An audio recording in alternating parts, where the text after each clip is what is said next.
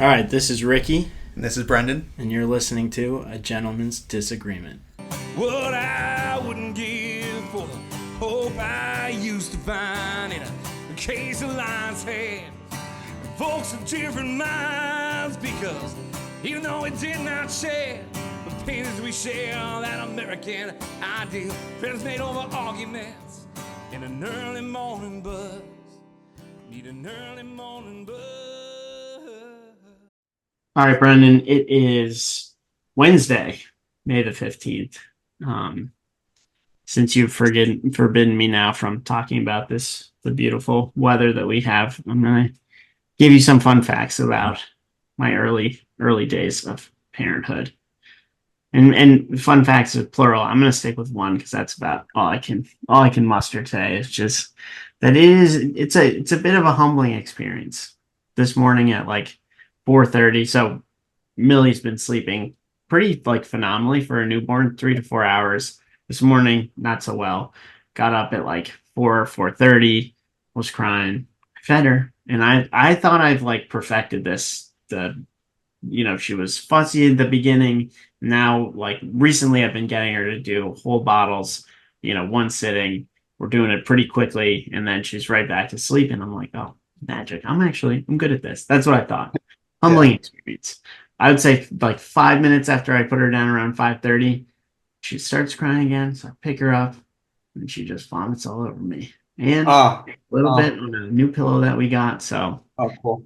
but there's a lot of things to learn about this. And one, I was feeling like, how on resumes people maybe overextend themselves or embellish a little bit. I was thinking about how for my first job, I really played up that I was proficient in Excel when I really didn't know much about it. And I learned. I was a YouTube guy, and I figured it out, and I faked it till I made it. And I think it's gonna be a lot more faking it till I make it here in fatherhood. But we're getting there, getting somewhere, I think. Ricky, that's all. See, this is why I'm glad I push you out of your comfort zone sometimes. That was a far better opening than you telling me like how nice it's been in Massachusetts these last 2 days. And every time you've given updates on your journey as a new father, now about a month in, a little over a month in, is people reach out and giving us feedback. And I feel like a lot of parents, whether they've been parents for 30 or 40 years or they are parents for 3 or 4 days, have been like, oh, I empathize with what Ricky's talking about. That's what the people want, Ricky. So let's keep giving what the people want. Okay, we try to. Speaking of giving the people what they want, we've got a new. I would like to say hire, but we're not currently paying him over here at Gentleman's Disagreement. But for the last month and a half, we've had a new partner in crime over here. Yeah, so Mateo's been interning for us over the past month and doing a lot of things behind the scenes, which will kind of roll out in the next few weeks. We have in a new profile on X that we didn't have before, and we got a website that's coming out, and he's been reaching out to guests for us and kind of generating ideas. So a lot of things behind the scenes over this past month. And one of the guests that he had pitched to us when he kind of first started was Sam Jacobs, who is the editor of Time. And Ricky, you and I had a year ago, we had been like, man, it would be awesome to get Sam Jacobs on the program. Like he's such a smart guy, and now he's taking over this really prestigious, important role as the editor of Time. Like, wow. But we kind of decided that might not be in the cards. And then Mateo came along and said, hey, I think we should reach out to Mr. Jacobs. And I said, hey, Mateo, you want to take a shot at it? You can. And lo and behold, he did. And we're gonna welcome Sam onto the program shortly. But I want to kick it to Mateo, and Mateo, you can introduce yourself a little bit and maybe explain why you thought that Sam would be someone worth talking to. Yeah, hi. My name is Mateus Santagata, and I thought that Mr. Jacobs would be an unbelievable guest, obviously for his position at time and all of that. But what Brendan didn't mention is that I go to the same high school that Brendan and Ricky went to, and we have these programs called halls where speakers come in and speak about different topics and whatever. And we had a hall recently where Mr. Jacobs came and interviewed New Hampshire Governor Sununu and a professor from the Harvard Kennedy School of Government. And I really enjoyed his interview of the two. They were debating the election, kind of the state of the Republican Party in a lot of ways. And he was really composed. He was a great interviewer, but he also didn't really insert his opinion as much. He let the guests speak more for themselves, and I was really interested in what he might have to say. And so I thought that bringing him on the podcast would be a great idea. And Mr. Jacobs additionally also went to Roxbury Latin. So there's a little overlap between Brendan, Ricky, and Sam Jacobs. And so I thought that maybe as like former classmates, they might like to get back together. And obviously his position as editor-in-chief of Time Magazine, he has a great perspective on the state of the media, the world. And so I think that I thought that he would be a really great guest. Yeah. Well, again, huge credit to you for taking the initiative and going out and making it happen. We are super excited to bring Sam on for all the reasons that Matteo just laid out. Without further ado, a quick reminder that the podcast is brought to you by the hardworking craftsmen over at Cannon Hill Woodworking. They've been building handcrafted, high-end custom tables and desks in Boston since 2018. That's Cannon with 2 N's. You can check them out on Instagram or visit them online at www.cannonhillwood.com. Ricky, back to your parenting. I noticed that you and your wife Jenny have been taking Millie out for walks a lot, which makes a lot of sense. You were up in beautiful New Hampshire just this past weekend. So I know that you walk around the block and down by the beach and up in the mountains, but where do trees go for a walk, Ricky? I want to say the forest, but I know you got something more clever for me than Around the neighborhood. that. That's not your best. For new listeners, you guys can come back every week and hear these wonderful puns. That's why people keep coming back. All right, let's bring on Sam.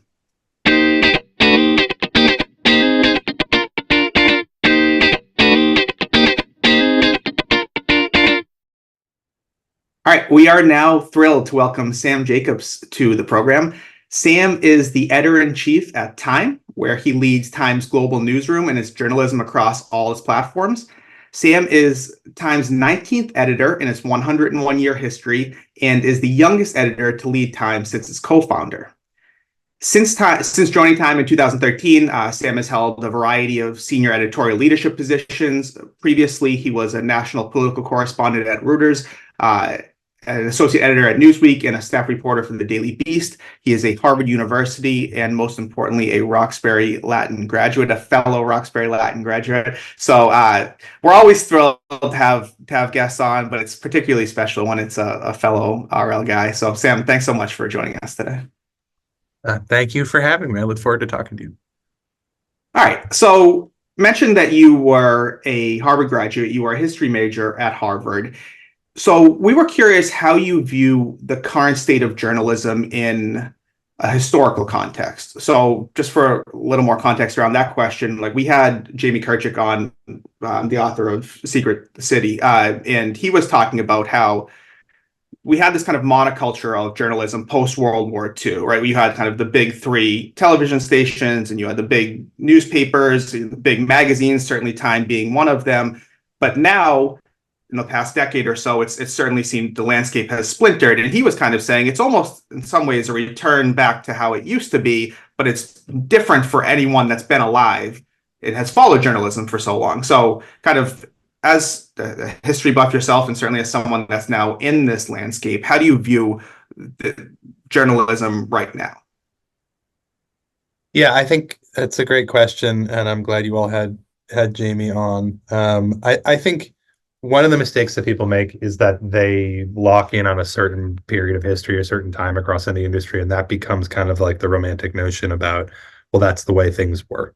And I think a lot about particularly working at a place like Time, which publicly is seen very much for its past, right? I mean, this is one of the dominant news organizations of the 20th century. Our founder, Henry Luce, coined the phrase the American century. I mean, there's a real connection between the rise of America and the rise of Time Magazine. And a big part of that was getting your weekly magazine every week from Time. So people kind of lock in on our past in ways that I think are really valuable for us and also create, opportunities and challenges. But the point is, like, the history of journalism is one that where a lot has changed. So this place like Time, which is seen as establishment and 101-year-old institution, starts as a real startup and as this upstart company run by a bunch of 20-year-olds who see an opportunity to disrupt the news space, and they feel like there's so much information out there, it's hard to consume it. Let's put it all together in a really smart package, and let's build a business around that. And if you fast forward 80 years later, you'd call that an aggregator, right? I mean, that is like, we are the original aggregator, and that sits at the heart of our business. But my larger point about kind of the romantic notions of the past, one, it's really important to understand what the economic trends are that sit underneath these things. So we often look at journalism and look at information divorced from the economic questions that sit underneath it. I think that's important. Two, I think it's important when we look backward to think about what stories were left out, what people were left out. People are very romantic about a place like Time in the past. And one of the things that I point out is that, like, a lot of people who currently work at Time would not have been hired by Time 50 years ago, or 30 years ago, or 20 years ago. And similarly, a lot of the stories that we tell are not ones that would have been deemed relevant to Time's readership or audience. And those are obviously related trends, right? And so from where I sit, it's really fun to get to stand on that incredible history. But it's also really fun to get to play with that history and kind of question it and interrogate it in terms of the stories that we cover. I think it's really easy to be pessimistic about where journalism is going. There are these huge cultural trends. There are these technology companies that play a really big role in our lives. There's a lot of disruption, particularly when it comes to distribution. So, like, how I'm able to send my information from Time out to the world is a really different structure than has existed in the past. But on the other hand, I think you can look across the industry, and I think there are lots of examples that show that we've never been better, right? The quality of information you get, the types of information you get, the types of stories that are being told, the types of reporting that's happening, all of that, I think, is reasons to be hopeful and optimistic. So I try to hold all that stuff in my head at the same time. So you kind of mentioned like challenges and opportunities, and I want to go along with one of the challenges here. So these traditional notions, and I admit that they're romantic, of like truth in journalism and accuracy and objectivity, those seemingly have taken a back seat these days, whether it's because, clickbait headlines, people click that's all you really want. You just want page views and you want video views. And at the same time, this may be intertwined, it might not be in some ways, of as the United States has gotten, in the world has gotten increasingly polarized, people want their journalists to kind of tell their stories. And in some ways, you want to read the things that reaffirm your own notions of the world. So how are you, as like the editor of Time, dealing with headwinds and challenges like that? Well, to the second question about, I think a lot about how information and news consumption happens right now in this really kind of siloed atomic nature, right? So everyone gets what they want when they want it. It confirms what they think about things, and that algorithmic system just only increases and it only amplifies that problem. And so on that piece, that's where I see there's a huge value for a place like Time. Like, I think in a world in which everyone gets their own news and their own information, I suspect from how you both think about the world, this is something you think about a lot, but how do we get contradictory views into our lives in a way that is healthy and effective? A place like Time is really important because it is something that is read the world over. And I think one of the things that I love about a magazine is that it's both an independent but also really social experience, because you know that if you're reading that magazine, and I mean magazine in the largest sense, whether that's in print or in a newsletter or online, like, you know that lots of other people are having the same experience. And the story that you can access here about pick your story, pick your idea, is the same one that your friend can read and you can talk about it together, or your parent or your relative or whatever it is. And to me, like, we're not going to have a stable, progressive, growing society unless we have that shared sense of facts. On the question about the rise of clickbait, I also look back at history and think about that however you define clickbait, that's been something that has happened in journalism for as long as we've had journalism. So the Spanish-American War as a result of clickbait. And that I think is a really important idea and to understand. And I think there have been negatives that come out of the algorithmic culture that we're in when it comes to news consumption. One of them is, attraction to things that raise your emotions. And I think that that's important, and that's part of the business model of these companies, and we should know that. But I think clickbait's always been with us, and I think people are really hungry for these shared communal experiences where they feel like they're connecting with other people through the information they get. And I hope that time can play a role in that. So I feel like, and maybe you're a bit alluding to this, that Times kind of publication frequency, and that it's now every other week, allows you to be more thoughtful and maybe not look for the headline grabbing clicks, but tell more in-depth stories. I wonder if that feels right to you, and how, sort of as editor-in-chief, you go about thinking about what are the stories that need to be told, and how you balance kind of the attracting readers, whether new or kind of consistent, and also telling the sort of most important, most compelling stories. Yeah. I mean, we have a large global audience. More people read something a time today than ever before. And those people come from lots of different places, ideologies, perspectives, spots in their lives. I think a lot about often the disjunct between how we consume information and how we create it, right? So most of the people who work here are spending most of their time consuming information on their phones. And then they sit down to make it, and I have this giant screen here, and they spend time with it. And we just, our consumption behavior is very different than our creation behavior. And I think it's really important to keep in mind how people consume information. And I think that doesn't mean that we don't publish stories that aren't long and aren't thoughtful, but I feel like in the course of my day, I want just a whole variety of lengths, a whole variety of media in terms of how I consume things. I want to listen to things. I want to watch them. I want to know, looking at my phone on one screen, what just happened. And I also then want to go home and spend personally an hour reading a magazine. And I want all those experiences. And so time, I think, if it's anything, it's of service to people. And I feel like part of being of service is recognizing the vast different ways that people consume information. We just did this big interview with former President Trump a few weeks ago, and one of the things we thought about was, how's that going to get consumed across all the different ways that people read and watch and listen? And so you look at the rollout of a story like that, and we're trying to give it to people at different lengths, with different access points, with different depths of information, so that we're meeting you where your needs are.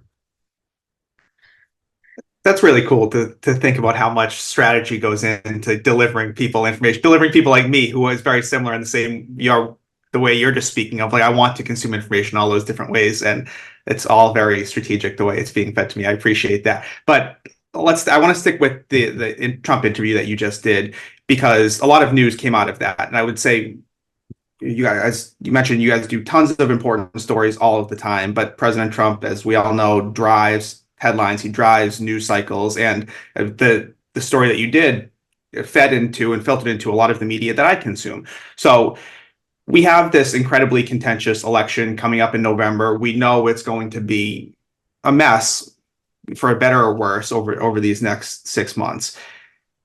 As the editor, how are you trying to navigate something like the election? And I'll tie in like the campus protests. Ricky and I did an episode on the campus protests last week, and it was a contentious conversation, even between the two of us who love each other so much and know that we're coming out with the best intentions. So these are really, really tricky areas. They're precarious areas to even get into, certainly trying to do it in a non-biased way. So as someone that's kind of overseeing all of that, what are the things that you're thinking about and talking about and strategizing about in terms of how Time is engaging with these issues?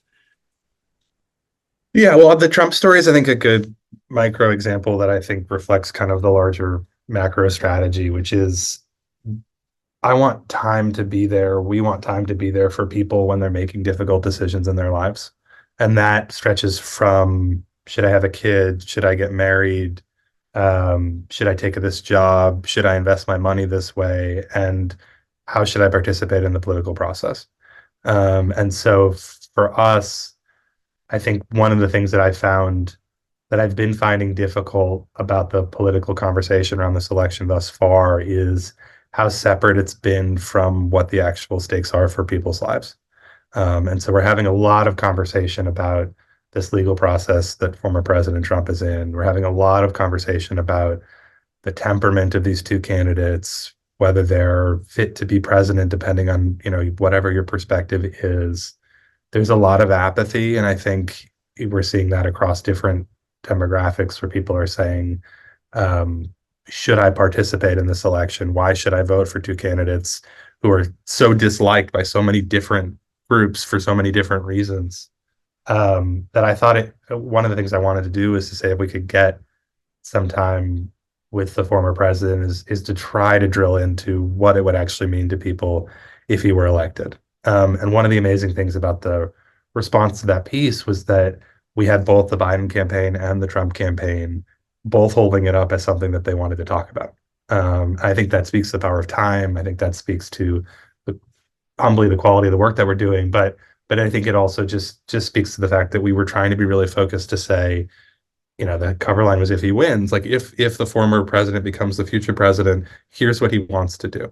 And I think there's a huge part of the country that says, right on. Like, I agree with a lot of these things. This is the direction I want. I want, if I think that raising tariffs is going to bring back manufacturing and the former presidents can do that, great. If I think we have an immigration problem, I think there are lots of things that people, and then for those who aren't going to vote for him, I think it was incredibly clarifying about what his priorities are, what he's going to focus on, what it would mean.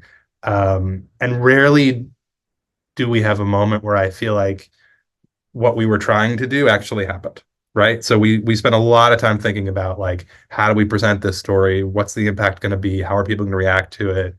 And our hope was that people walked away from it with a real sense of, I don't mean to dismiss the legal process that he's in. I think it's incredibly important.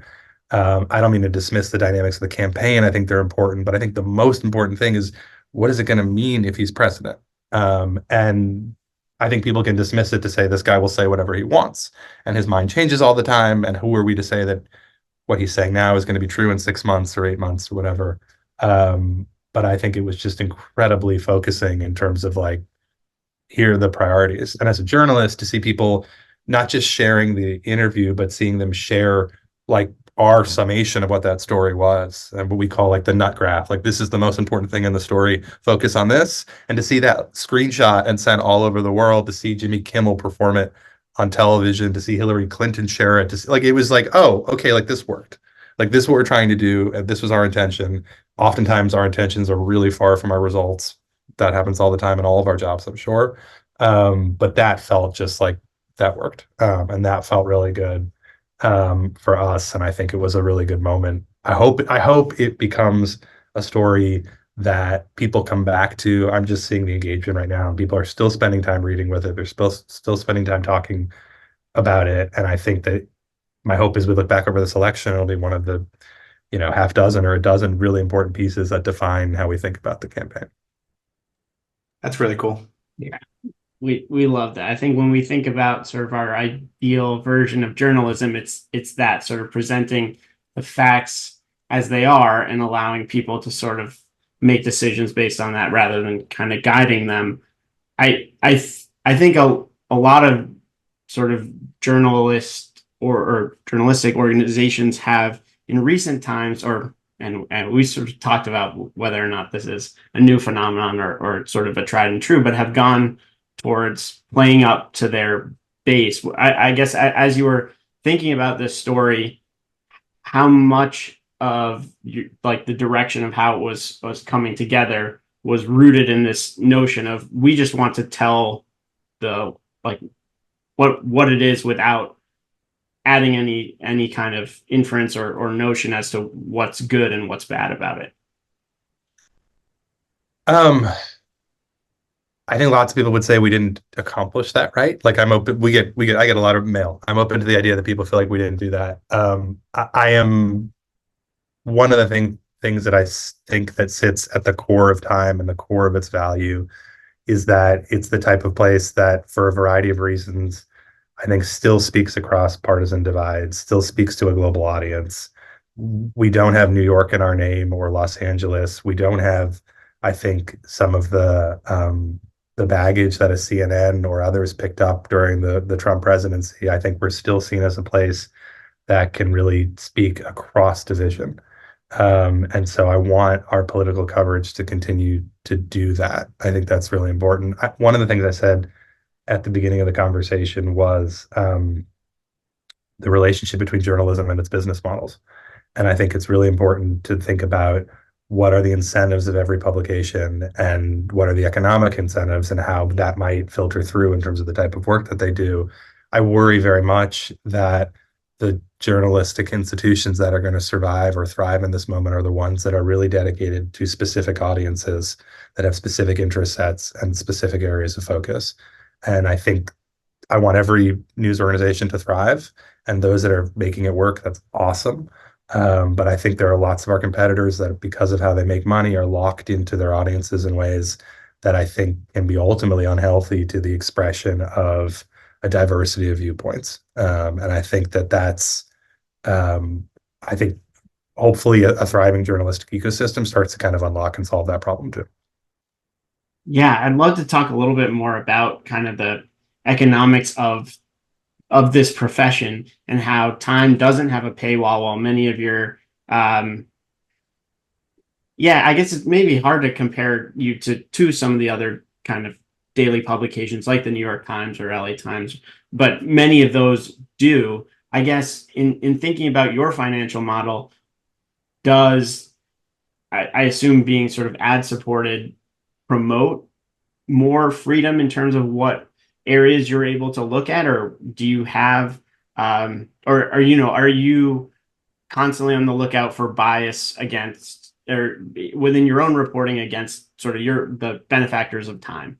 I'm not sure I asked that in the right way, but perhaps. Yeah, and I think this is an argument that we can have, and I think there are really good perspectives on all sides. I believe in for-profit journalism. I believe in journalism that is supported by advertisers. I think having a multitude of stakeholders means that we don't become captive to any one point of view, any one perspective. We're really lucky at Time to have a really diverse set of revenue sources. We've got the print magazine that has the most subscribers in news today. That is a terrific source for our business, and those million plus readers are really important to who we are. At the same time, we have a really thriving events business. We have a really thriving digital business. We have lots of different ways that we make money. And so to have all those things come together, I think gives us a lot of freedom. And I think that's good and healthy. I think it's important to prioritize those things. I think you could have someone else on who has a different perspective, and there's a lot of validity to other points of view about how businesses within journalism should make their money. That makes a lot of sense. Kind of switching gears and going back to something you said earlier about how global Time is. That's certainly something that Ricky and I had talked about in the lead up to this interview. Is Time's almost, and Ricky, I think you were kind of getting at this, where it's hard to say that Time's a competitor of some of the other publications that you and I consume because it just seems so different in its focus. And it's maybe hard to put exactly, to pinpoint why exactly that is, but it feels different. And maybe it is the global focus, Sam, that you're alluding to. So one of the trends that's happening globally is this rise in authoritarianism. And oftentimes when you have a rise in authoritarianism, you have a backlash against free press. So two-part question here. One, how concerned are you about that trend? And then two, what, if anything, can an organization like Time do to combat a trend like this? I'm very concerned. I started out as a political reporter more than a decade ago, and my first big job in politics was covering Republican candidates for president in 2012. And so I traveled the country covering anyone who wasn't Mitt Romney because he was the lead candidate, right? So I covered Rick Perry and Newt Gingrich and Rick Santorum, and ultimately ended up on the plane with Paul Ryan, who was the vice presidential running mate. And at that point in time, you would see occasionally like a bumper sticker in the parking lot that said like, don't trust the media. You would occasionally have someone make a joke about like, hey, I don't believe you. The environment, fast forward a decade now, that Times journalists and other journalists go through is completely different. I was traveling, I was working for Reuters, so I don't think it necessarily had the same perception as some of my competitors, but I came from the mainstream elite media, lived in Washington, D.C. Like I symbolized to many voters the opposition in some ways, but there was never this sense of antagonism. I could walk into any church or restaurant or community center with a notebook and ask a question, and people treated me respectfully and I treated them respectfully. Just within this country, the rise in these authoritarian trends, I'm not even talking about these global stories. We have contributors in places like India and elsewhere that are under real risk for their lives, but just the attitude that people have towards the press has really transformed. And it's something that I think is concerning. There's a very long conversation about the trends that sit underneath it and why that is. But yeah, it's something I'm really, really worried about.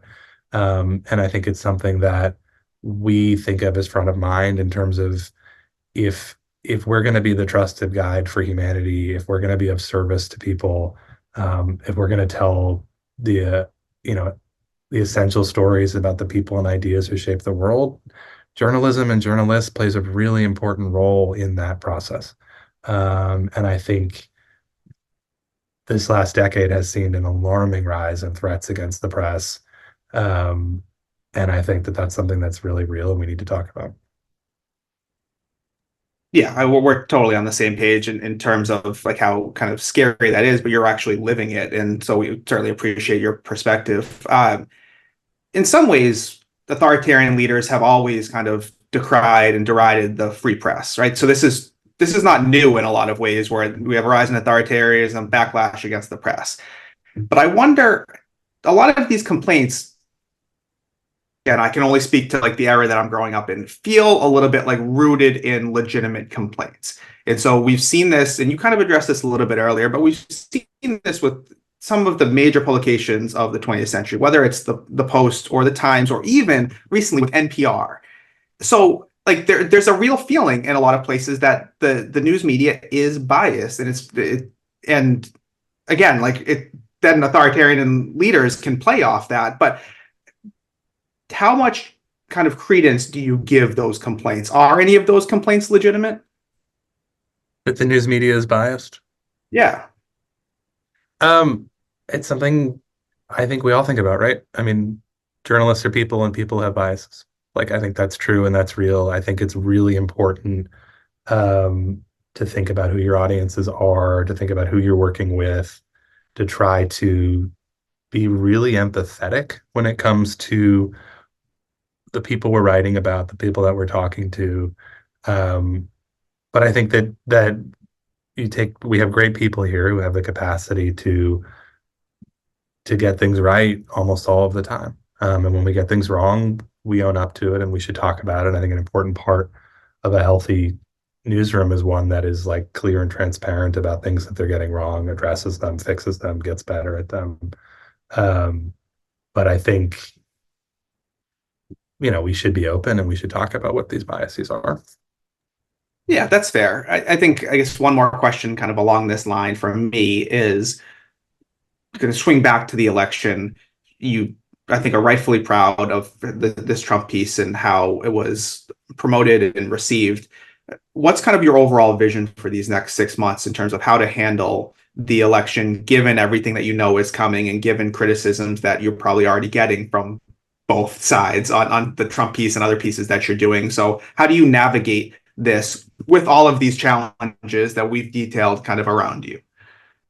The work that Time does that resonates most with people is, as I think I've said, journalism that connects with their lives.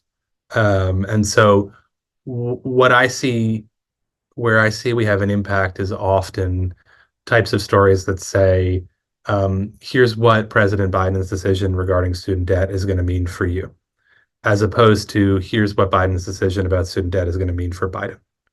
And there's a whole industry, and we have lots of competitors who spend a long time reframing every decision into the politics of what it means for the people who are making the decisions about our politics. Um, I think that coverage is useful. I read it. I think it's helpful to think about.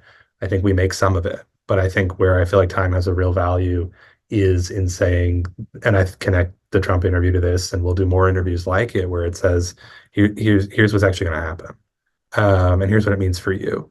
And I think a lot about every day when we're making assigning decisions, what is the way that we can think about an assignment that is going to leave people who come out of that story better informed, hopefully capable of living a better life because of some insight that we've given them. So this election is going to be, we're going to cover that election through that frame and with that perspective. And I think if we do, we'll feel really good about what Time accomplished during that time. And yeah, I couldn't agree more in terms of what we typically see in terms of election coverage or coverage about policy in terms of what does that mean for your future election chances, not what does it mean for for everyday people. I think one thing that's always stuck out to me with Time is sort of this focus on the individual, whether it's the reader trying to understand what certain policies mean for them, or the spotlights on different individuals and who they are as people, more so than just how they fit into either some political movement or some other kind of current event. Do you see that as something that Time does differently, or kind of where is sort of the importance of the individual on how Time kind of frames its coverage?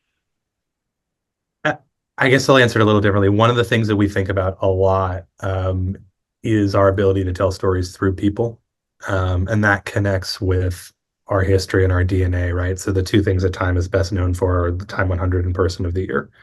And this whole conception that people matter to history, I think, is baked into the value of who we are. For the first 3 decades of Time, every week it shows up in your home and there's a person on the cover, right? And so I try really hard to think about who are the people that we should focus on. In some cases, who should we elevate? In some cases, who should we call attention to because we feel like they're having a negative impact on the world? But I think in many cases, trying to continue to tell stories through people. And so that's why you've seen us create more Time 100 franchises that are about the people behind the spaces that we think are going to shape our future. And so when I think about like the power of the individual, I think Time is both kind of a creator and a beneficiary of that trend. And that I think it's really special and connected to who we are. I mean, Time is the magazine that created People magazine. So there's like a lot of history here in that focus. But I mean, I have the collection of the covers that we've made over the last 2 years hanging above my desk. And I think a lot about who belongs in that cover. And we think about the red border as a frame in which not just sits on the cover, but a way to understand and see the world. And so I know that the decisions we make about who we put inside that cover can be transformative for that individual, and also can be transformative for the people who see themselves reflected in that person, or if they're part of a community that's led by that person or whatever they have a relationship to. I think that that's really powerful. And so I think about the individual in part in that way, which is that like people matter and that we should be really telling stories through people. That's really what connects with individuals as a reader. And I think it also, one of the things where I feel like Time has changed since I've been here about 10 years, is just being a lot more mission focused, a lot more values focused, and not saying, look, it's our job to explain the world, but it's part of it is to say, how do we use our platform to lift people up who are playing an important role in our future? And I think that hopefully we're creating some value by leading with those kinds of values. Yeah, I think that's actually kind of a perfect segue into my next question, in terms of starting with the importance of the human experience and how it shapes history sort of as it is unfolding in this age of AI, and how we're thinking about so many things that previously were done by people that will, some of which will shift, or at least the ways in which we do it will shift, due in a number of ways, but in large part due to AI. So curious about kind of your thoughts about AI just in general and AI in journalism, I know you recently had a conversation with Sam Altman. So yeah, would love to hear your thoughts. Well, we are both kind of the chroniclers and the victims, champions, and people who are experiencing this, right? So in your line of work and mine, AI is going to be very disruptive, and it's also going to be very creative. It's going to create a huge amount of possibility, and a huge amount of value, I think, for humanity. For time, and I've talked about this before, and I think it connects to my previous point. We're really trying to draw attention to the fact that there's something very dehumanizing about artificial intelligence, right? Even in its name, it is dehumanizing. But every decision that is coming into play in terms of where AI is going to go is being made by people. And also on the flip side of that, it's people who are going to experience the benefits and the disadvantages that come out of these sorts of transformations. I think about the fact that pretty much every economic transformation, every kind of revolution in our economy has a publication that moves with it, right? So The Economist comes out of the late 19th century industrial revolution. You've got things like Fortune, another another product of Time Inc. that comes up out of the 1930s. You have publications like Forbes that rise up, and we have this kind of entrepreneurial revolution. Wired, when you have this technology revolution. My hope would be that Time can be the kind of chief stakeholder in this new moment. And that if we look back and we say, well, what is the publication that got this right? And from a business perspective, what's the publication that grew because of this transformation? That Time is the one. I don't think anyone's really yet kind of cornered the market on a consumer-facing publication that explains to people what these changes are going to mean, that really focuses on the people who are leading the change. I think if you look across our covers the last year, we've been really focused on it, good and bad, right? Telling stories of people who are using AI for good, warning people about some of the risks that could come with AI. We did publish a cover suggesting it might be the end of humanity, and then we lift people up and we say, here are the people who are really going to benefit from that. We had a great reporter in London, Billy Perigo, who went to India to travel around with people who are thinking differently about these large language models in a way that they can actually benefit people, extend access. And so there's so much that sits inside of the story, and it's just incredibly exciting to be able to tell it as it changes quite rapidly over the next few years. Well, Sam, this is normally the point of an interview where I say, hey, make the pitch for why we should kind of follow you and X, Y, and Z. But quite honestly, I don't think I need to do that because you've made the pitch throughout this entire conversation of why people should go and consume your content in whatever form they consume the content. But before we do let you go, I will give you the opportunity if there's any like stories or a medium that you want to particularly highlight for people, we would love that. No, I think when we think about Time, we want to be excellent wherever we can be, right? So I think if you are getting your news through TikTok, you should follow Time on TikTok. If you are a print magazine subscriber, like sign up. We've got dozens of newsletters that give people different perspectives on their lives. We've got a great podcast, Person of the Week. We have a film and television studio, right? So what you're watching on Netflix and CNN and MSNBC is often something that's been created by Time. We have some great projects coming from them out later this year. And so there's just a lot that we're doing, and it's just incredibly exciting to be at a place that's doing all of it. Yeah, I mean, you managed to kind of convey that excitement to us. I feel like this whole conversation, I've just almost been nodding along to so much of what you're saying and kind of agreeing with your philosophy, like your with journalism. And yeah, I think I'm leaving the conversation being like, I need to go out of my way more. I consume Time content, but you've left me being like, I need to be going out of my way to do it more. So you're a great spokesman for all that you guys have got going on. Appreciate that. And we appreciate your time. Thank you really so much for your time. No pun intended, but totally intended. We're always so proud to see like RL graduates go on and do great things, and certainly all the work you're doing we're proud of, and thrilled that you had the opportunity to talk to you. So thank you, Sam. We appreciate you. Thank you. Thank you for having me on. I really enjoyed it.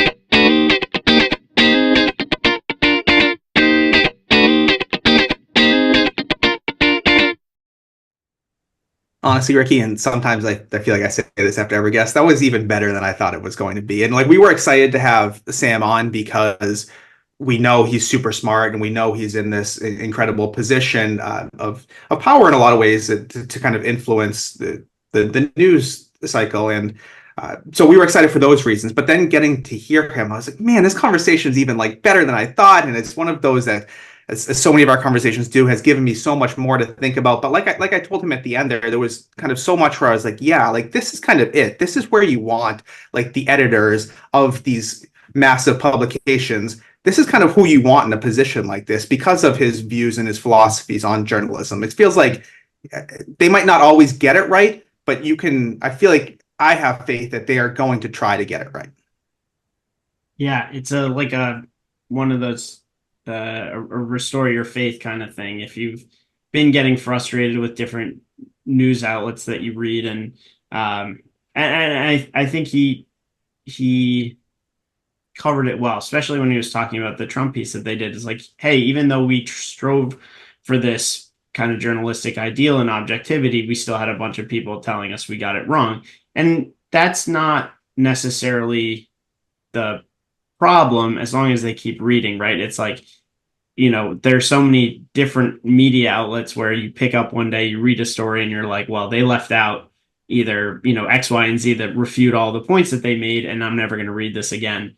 And I think that if everyone's upset, it's one of those things that it's like, that might not be the worst thing. And at the end of the day, the focus on what is the outcome, what does it mean for me, whether I like it or not, or whether I want it or not, is not necessarily relevant to how the piece is written. It's focused on outcomes and sort of real world implications. And I think that that's definitely hard to come by these days, and was really it was really good to hear, and good to hear how he explained it. Yeah, For sure. I think. Oh, sorry. Sorry. So I think that part about the real world implications is something that you really get when you read Time. I think that when I read it, and Mr. Jacobs spoke about this, they really try to talk to people about how certain issues and certain things in the news aren't just going to impact the people who are being talked about, but they're going to impact the actual individuals who are reading it, right? And so I think that that's one thing that a lot of other news sources might lack. Like they'll talk about a big story about, say, Narendra Modi or something, and how it's going to impact his party in India or whatever, and the elections there. But then how does that actually impact me as an American citizen? It kind of lacks that. But I think the Time, when you read it, you really get that sense. Yeah. Yeah, I thought one of the other interesting things that he said that I'm not sure other news outlets are doing as well is this kind of like finding people where they are. And Mateo, given that you're still in high school, I wonder, is that something that you've come across where you see Time on TikTok or on Instagram in ways that you may not be engaging with other news outlets?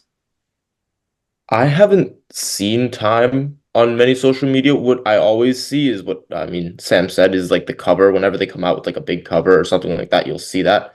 And sometimes when people are on the cover themselves, like they'll post that, and that's, I think, one way that really Time can connect with people's bases, because then after that, yeah, you go in and you look at the article a little bit, and it really helps with the outreach. But yeah, no, on the specific accounts themselves, I'm not sure if I see that, but I think that the impact of the covers, as Sam said, is really felt. Yeah, one of the things I got two kind of major themes that stuck with me, and be curious, both Ricky and Mateo, like your takes on this. The first one was where he got to at the end. It was a good question from you, Ricky, about Time really is known for the people, right? And he mentioned whether it was the person of the year. And Ricky, I feel like we talk about that every year, and the Time of 100 most influential people, and how people matter to history. And I know I always go back to this, but like as a former social studies teacher, we always would have these debates about kind of people versus narratives, right? Like, because so much of history is is a narrative, and you need to be able to tell stories. That's what history is. And Dr. Barrison was kind of talking about that a little bit a couple of weeks ago. Like, we need to get back to telling narratives about our stories. And I was like, totally agree. But you also do need this focus on people. And we would always, as teachers, be like, all right, well, we need to introduce specific people into these lessons for kids, even if they get like the overall narrative. But you need people to tie it to, right? You need a name, you need a face to be like, this is what this person did within this narrative to make it all seem real. And Time's ability to do that throughout its history and continuing through now, Ricky, like when we did our episode of like biggest stories of 2023, what do we end with? Taylor Swift, Time's Person of the Year, right? And I think that kind of shows, and we didn't really get into this, but how Times focus on people, not just through politics, but whether it's in sports or pop culture and all of these other dimensions, is one of like their enduring legacies.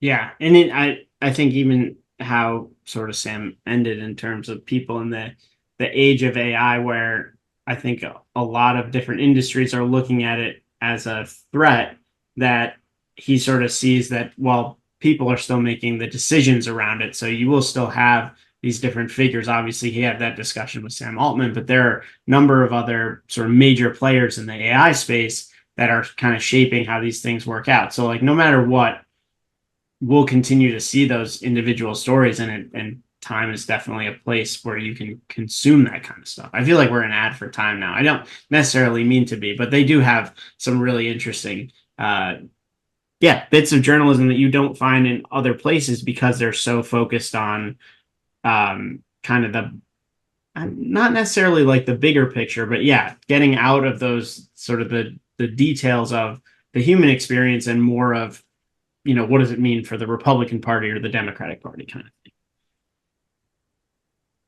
Yeah, and then the second big takeaway that I had was he said something, and I kind of along these lines, probably not a direct quote, but he said people are hungry for these shared communal experiences where they can kind of consume the same information. And I've been thinking about that since he said it early in the interview. I agree with him, right? I do, because so much, Ricky, I feel like we always talk about how like the silent majority, the vast majority of people are not on the outsides, on the far and the fringes, right? The vast majority of people kind of in the Venn diagram, the middle part is the biggest part, actually. And so we've heard this, and certainly you and I have lamented this kind of polarization of media, which has driven the polarization of people and this kind of like really negative cycle.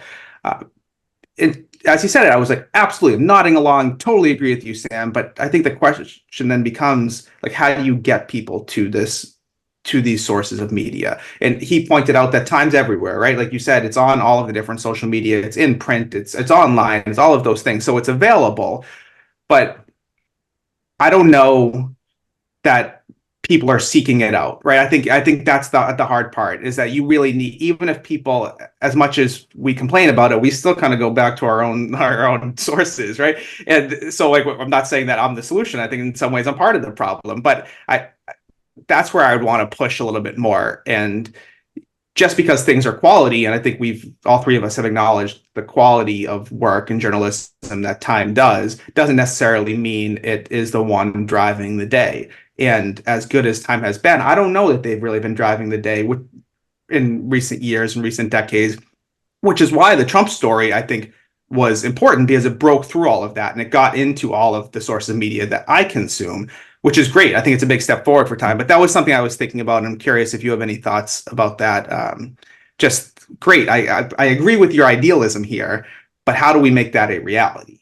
Yeah, the sort of notion of like the common set of facts that we can sort of disagree on the outcomes or the implications, but we can at least agree on like the basic set of like, this is what's real and this is what's not, or this is what's true and this is what's not. And although it had probably been happening for a while, after the 26 or, during the 2016 election cycle, this idea of the fake news and kind of, like alternative facts or whatever really perverted these discussions in terms of like, well, I can't talk to you if you don't believe that, the sun is shining or the sky is blue or whatever, right? And then, and we didn't also get into this aspect of AI and how algorithms are designed to get you to click on the types of information that you engage with the most, and that is still frequently the stuff that resonates with you on its surface, right? The clickbait and the headlines. Yeah. Whereas the more objective the piece is, the less it maybe riles you up, because you're like, that makes some sense to me. I like some of it, I don't like some of it, and it's like on to the next. Whereas you get into the I don't know, the quicksand of the different pieces that really like either piss you off or whatever, that all of a sudden you just go into those cycles and the wormholes. And that, I think that's gotta be something that they struggle with, because that seems to be the direction of news media today, whether it is on, wherever it is, that they want you to be hooked onto it. And the best way to hook you is to give you stuff that just reads, so you can say, see, I knew this was happening, or see, I knew this is how it is. But anyways, all a fascinating conversation. And again, I think, as you said, we're so lucky to get folks like this, and really also really lucky to have had Mateo join us for the last month and a half. It's been awesome, and we're hopeful he can stick around with us for the summer. Take this podcast to new heights. I'd be really excited to, yeah. I've really enjoyed it. Yeah, thank you guys so much for having me, and I've enjoyed the work and behind the scenes and stuff, researching and inviting some of these guests and stuff like that. Yeah, I mean, thank you to Sam for his time, and thank you, Mateo, for organizing that. If you are a new listener, you can listen to us wherever you get your podcasts. Obviously, you are in some form. You can also follow us at _gentlemen's_disagreement. If you're on X, you can follow us at Real Gents Pod, website. So you can, as Sam was saying about time, that you can kind of consume time in so many different medias. You can do the same with A Gentleman's Disagreement. To all our regular listeners, we appreciate you. Ricky, Mateo, it was wonderful. Till next time. See ya. What I wouldn't give for the hope I used to find in a case of lion's head.